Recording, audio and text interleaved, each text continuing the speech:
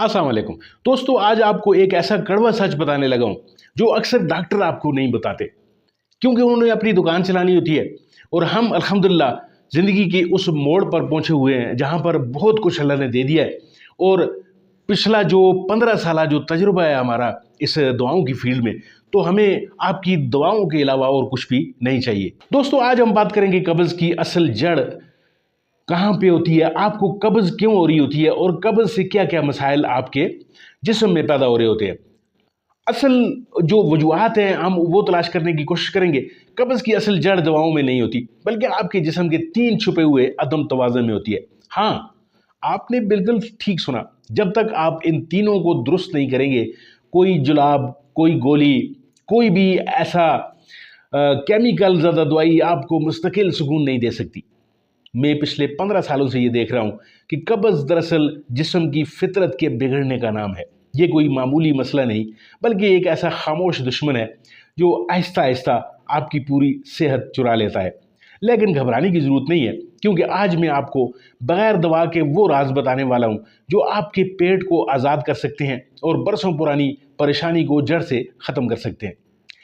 ज़रा सोचिए, अगर मसला जिस्म के अंदर कि अदम तवाज़ुन का है तो हल कैसे मुमकिन है? क्या महंगी दवाएं, लंबे इलाज या जुलाब की आदत, रोज़ाना लेक्सेटिव्स लेना, केमिकल ज़्यादा दवाएं?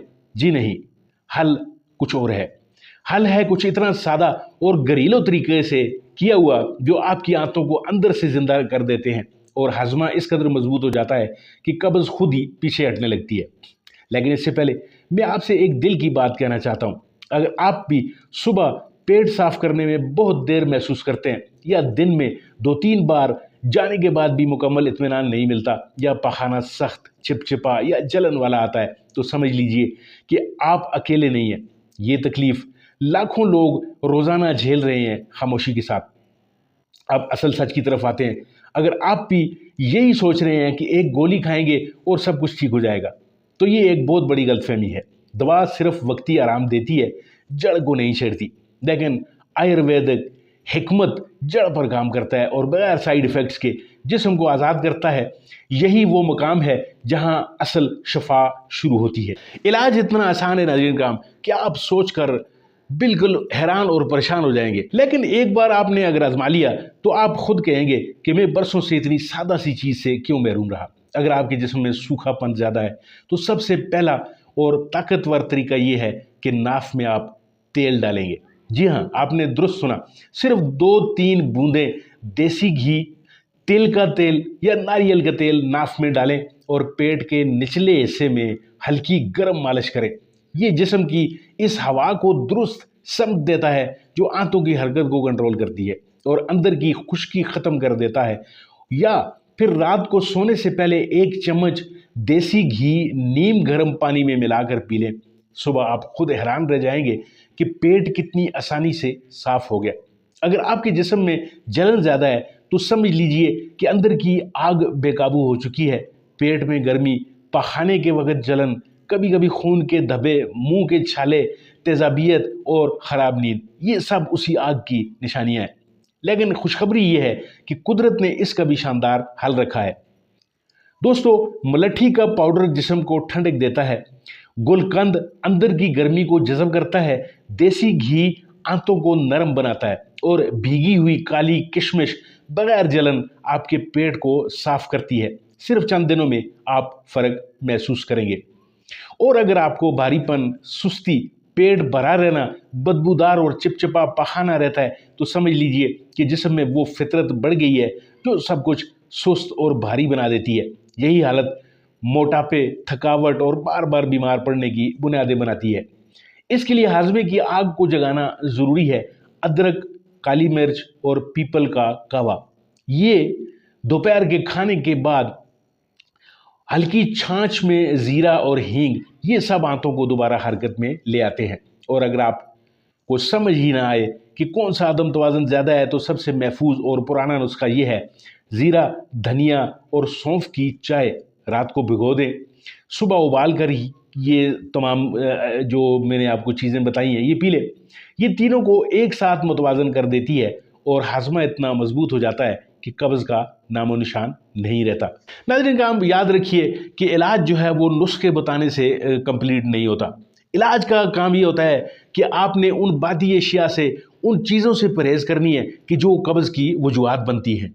असल आज़ादी तब मिलती है जब आप अपनी रोज़मर्रा की आदतें बदलते हैं। देर से खाना, गलत सोना, मुसलसल तनाव, कम नींद, ये सब कब्ज़ को दावत देते हैं। जिस्म को ठीक होने के लिए वक्त, नज़्म और मोहब्बत चाहिए।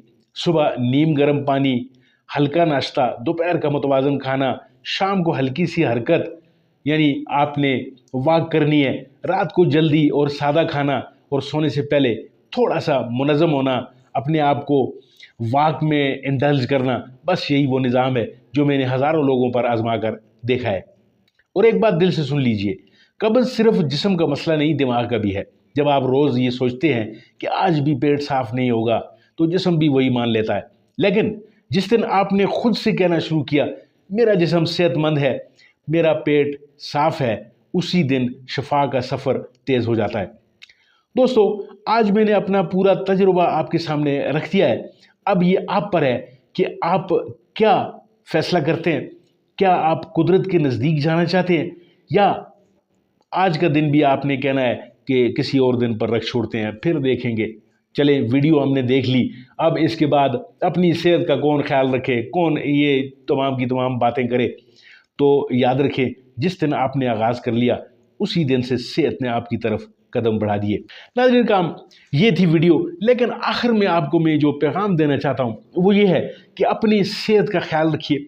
आपकी सेहत है तो आपकी फैमिली, आपकी बच्चे, आपकी बीवी, वो तमाम के तमाम आपकी जिम्मेदारियाँ हैं और वो आप पूरी कर सकेंगे।